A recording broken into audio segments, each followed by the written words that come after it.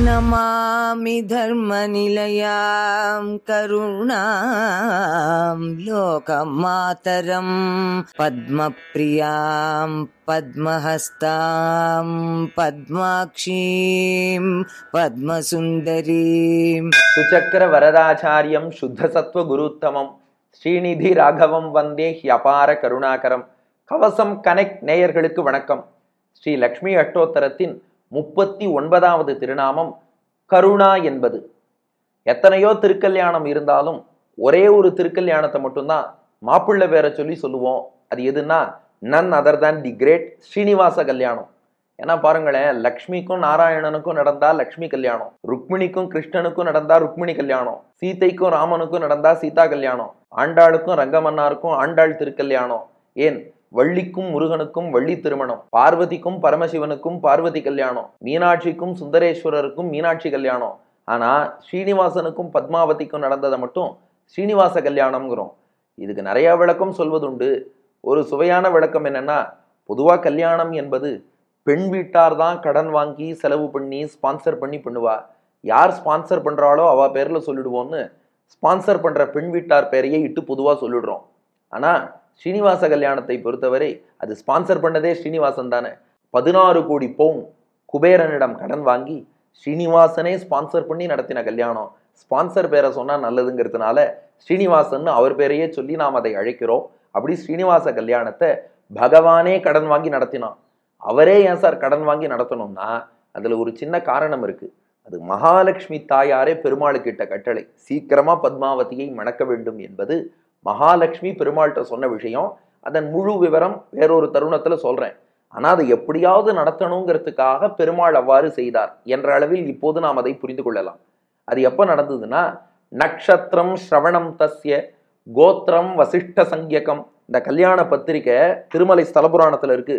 நக்ஷத்திரம் ஸ்ரவணம் தஸ்ய கோத்திரம் வசிஷ்ட சங்கியகம் கோத்திரமத்ரேர் மகாபாகா நக்ஷத்திரம் மிருகசீர்ஷகம் பத்மாவதீம் பிரதாஸ்யாமி ஸ்ரீனிவாசாய ஷார்ங்கிணே யூயம் பந்துகணா சாத்திர தயாம் குருத மாம் பிரதின்னு வசிஷ்ட கோத்திரத்தை சேர்ந்த திருவோண நட்சத்திரத்திலே அவதரித்த ஸ்ரீனிவாசன் என்ற மாப்பிள்ளைக்கு அத்ரி கோத்திரத்தை சேர்ந்த மிருகசீர்ஷ நட்சத்திரத்திலே அவதரித்த பத்மாவதி என்ற பெண்ணை திருக்கல்யாணம் செய்து தருகிறேன் என்று.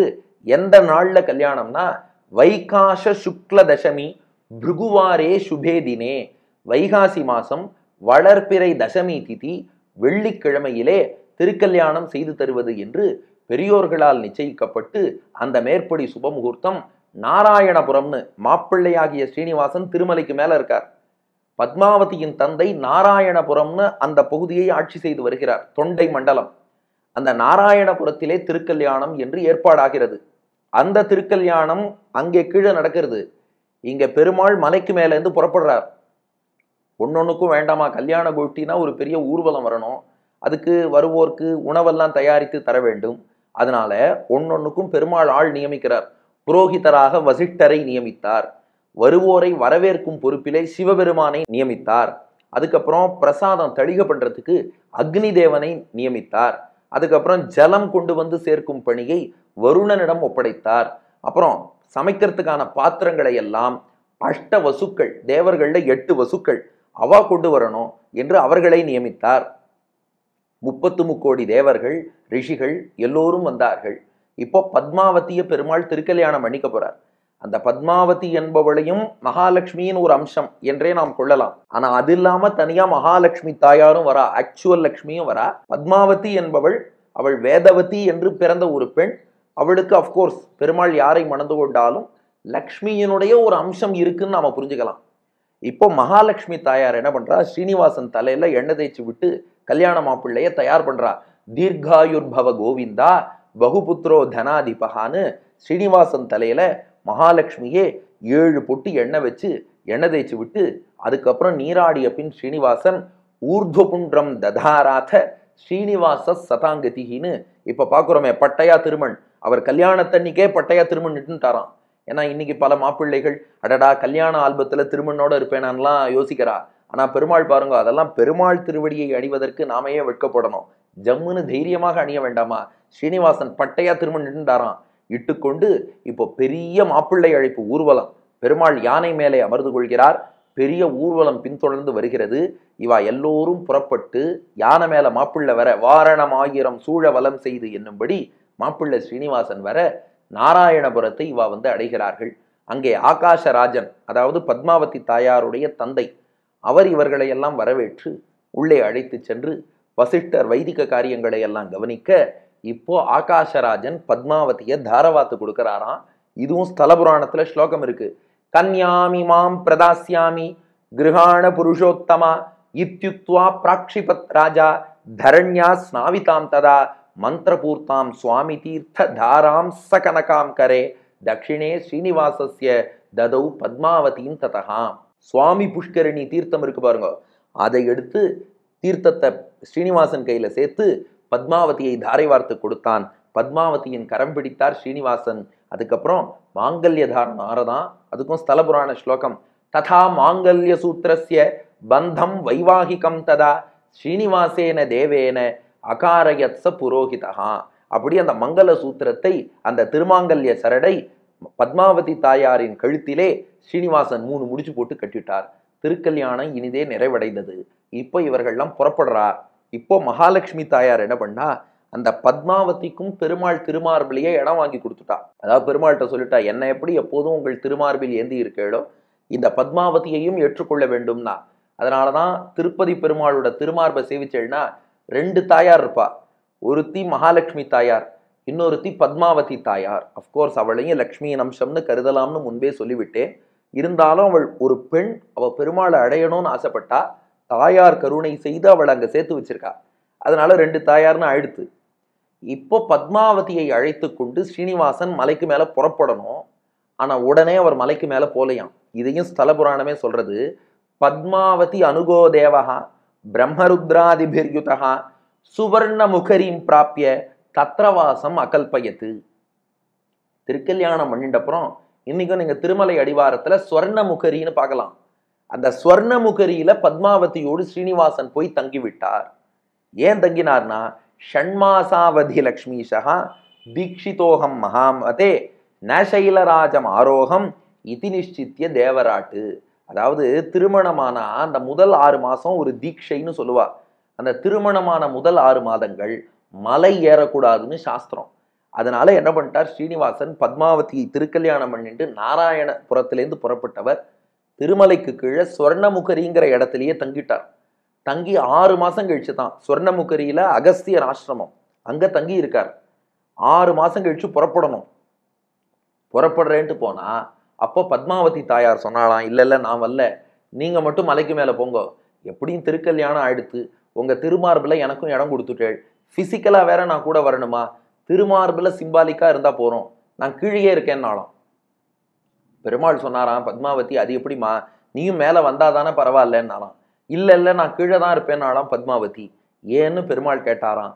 இதற்கான காரணத்தை ஸ்ரீஸ்தோத்திரம் என்ற துதியில் அடியனின் பிராச்சாரியன் ஆசுகவி வில்லூர் சுவாமி சாதிக்கிறார். ஷைலே கானன துர்கமே கதமமி கந்தும் க்ஷமா பாலகா இத்யேவம் கருணா ரசார்த்ர ஹிருதயா காந்தஸ்ய காந்தம் பரம் வக்ஷஸ்தச்ச விஹாய பத்மசதனே ஜாயே விருஷாத்ரீஷிதுஹு தஸ்யாத்ரே கிமுபத்யகா பரிசரே வாசம் வியதான கிருதே. பத்மாவதி தாயார் ஸ்ரீனிவாசன்ட்ட சொன்னாலாம், இல்ல சுவாமி, நீங்க மலைக்கு மேல போய் நீங்க ஜம்முன்னு நின்றுடுவேள், ஆனா அந்த மலை ஏறி வருவதுங்கிறது கஷ்டம், வழியில நிறைய காடுகள் இருக்கு, 20th century 21st centuryல அதுக்கு சாலையெல்லாம் போடுவா, அதெல்லாம் அப்புறம். ஆனா பொதுவாக இதெல்லாம் போடுறதுக்கு முன்னாடி திருமலை ஏறி போவதுங்கிறதே கஷ்டம். நிறைய காடுகள் உண்டு, வன விலங்குகள் உண்டு. அதனால இதெல்லாம் கடந்து எல்லாரும் மேலே ஏறி வந்துதான் உங்களை சேவிக்கணும்னா கஷ்டம். சரி, நீங்க வேணா தந்தை, ஸ்ட்ரிக்ட் அட்மினிஸ்ட்ரேட்டரான தந்தை, நீங்க வேணா மேல இருங்கோ, நான் தாய், என் குழந்தைகள் அவ்வளோ தூரம் மேல வர முடியாதவாளுக்கு நான் திருச்சானூர்ல கீழே இருந்தே அனுகிரகம் பண்ண போறேன். யாரெல்லாம் மேல் வரைக்கும் உங்களை நோக்கி ஏறி வர முடியலையோ அவளுக்கெல்லாம் நான் கீழே இருந்து அட்லீஸ்ட் தாயையாவது அவ சேவிச்சுட்டு போட்டுமே, தந்தையைத்தான் காண முடியவில்லை என்றால் தாயாரையாவது சேவிச்சுட்டு போற அந்த ஒரு அனுகிரகம் அவளுக்கு கிடைக்கும் இல்லையா. அதனால நீங்க மேல போங்கோ, நான் கீழே தான் இருப்பேன்னு திருச்சானூரிலே தாயார் கோவில் கொண்டாள்னு இது வில்லூர் சுவாமியினுடைய அனுபவம். அப்போ இது தெரிவிக்கிற மெசேஜ் என்னன்னா, பெருமாள் இவ்வளோ கஷ்டப்பட்டு திருக்கல்யாணம் எல்லாம் பண்ணிண்டாலும் நான் ஒசரத்துக்கு தான் போவேன்னு மேலே போயிட்டார். அப்போ பெருமாள்கிட்ட சௌலபியம் எளிமை உண்டானா உண்டு. அந்த எளிமை எவ்வளோ தூரம்னா, அனுகிரகம் பண்ணுவதற்காக இறங்கி வருவார், வந்துட்டு மறுபடியும் மேலே ஏறி உட்காந்துருவார். கல்யாணத்துக்காக வரார், 6 மாசம் உட்கார்றார், மறுபடியும் மேலே போயிடுறார். ஆனால் தாயார் எப்படின்னா, எப்போதும் தன் குழந்தைகளோடு கலந்து பழகணும்னு நினைப்பா. அதனாலதான் பத்மாவதி தாயார் பாருங்கோ, அவ திருமலைக்கு மேலே ஏறல, அவதாரம் பண்ணது நாராயணபுரம், திருக்கல்யாணம் ஆனது நாராயணபுரம், கோவில் கொண்டது கீழே திருச்சானூர் என்ற அந்த இடத்திலேயே கோவில் கொண்டு. அப்போ பக்தர்களோடு எப்போதும் டவுன் டு எர்த்னு சொல்ற பாருங்க, அப்படி கீழேயே இருந்து நம்மோடு கலந்து பழகி அனுகிரகம் பண்றா இல்லையா. அப்போ பெருமாளுக்கு கருணை உண்டு, அது ஒரு சமயம் இறங்கி வந்து திரும்ப மேல போற கருணை. தாயாருடைய கருணை எப்போதும் நம்ம லெவலுக்கு இறங்கி வந்து அனுகிரகம் பண்ணிக்கொண்டே இருக்கக்கூடிய கருணை. அதனாலதான் தாயார் கருணா என்றே அழைக்கப்படுகிறாள்.